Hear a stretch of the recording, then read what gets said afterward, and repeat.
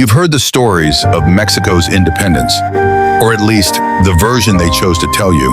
But behind the parades and the flags lies a darker truth, a truth forged in mines and plantations, in whips and chains, in the blood of those whose names were erased.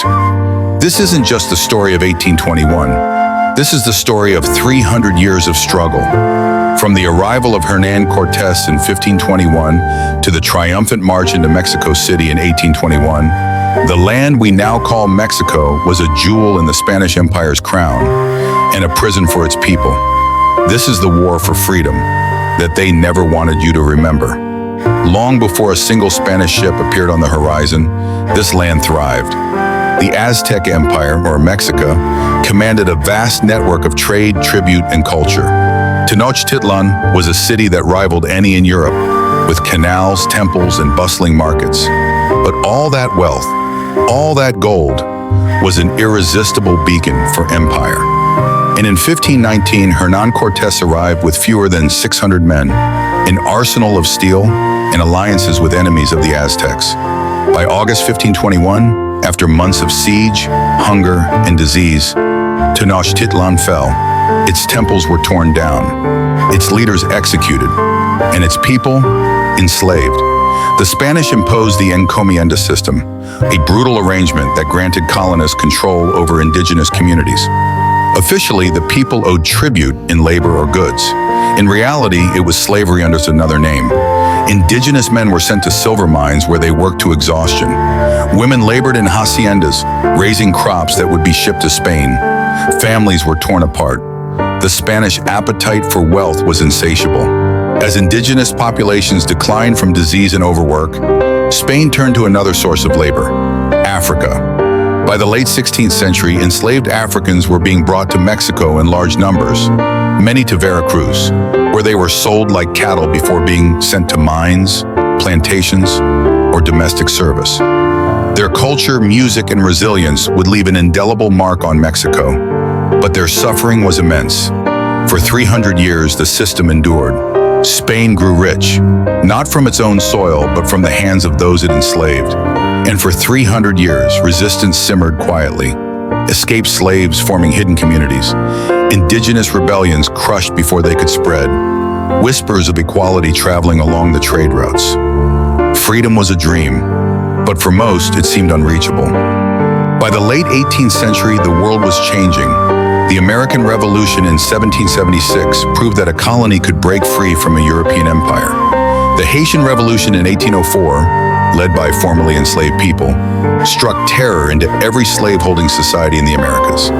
And in Mexico, the seeds of change took root in the heart of a priest, Miguel Hidalgo y Costilla. Hidalgo wasn't your typical priest.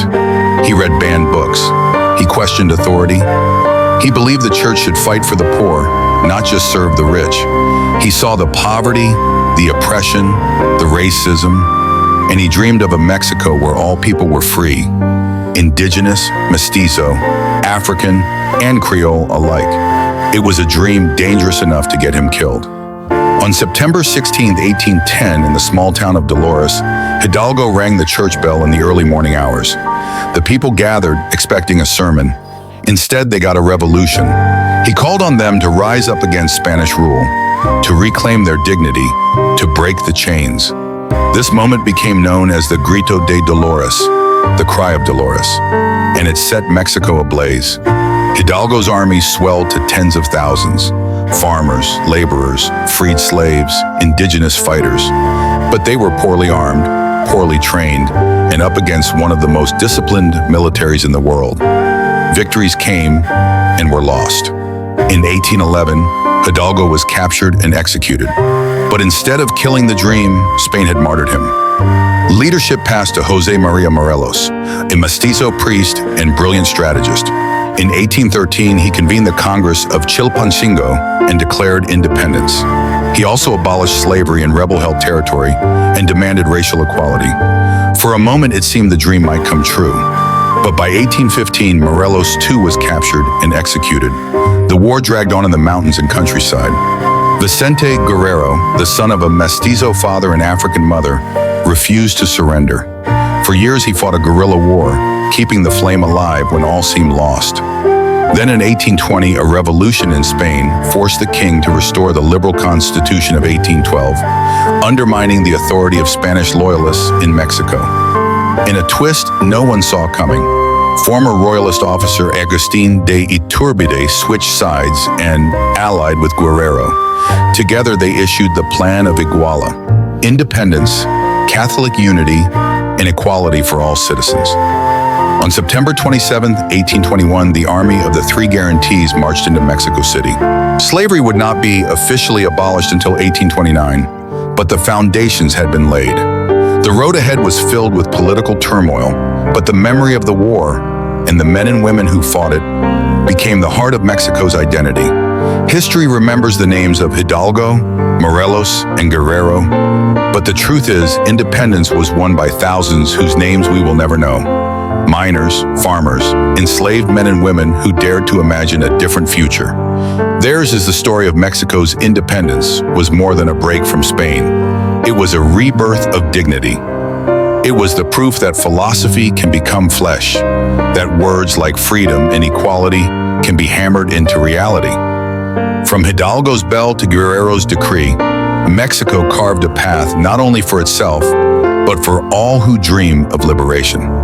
If you believe history isn't just in the past, but a living mirror for our choices today, then like, comment, and subscribe. We've only just begun telling these stories.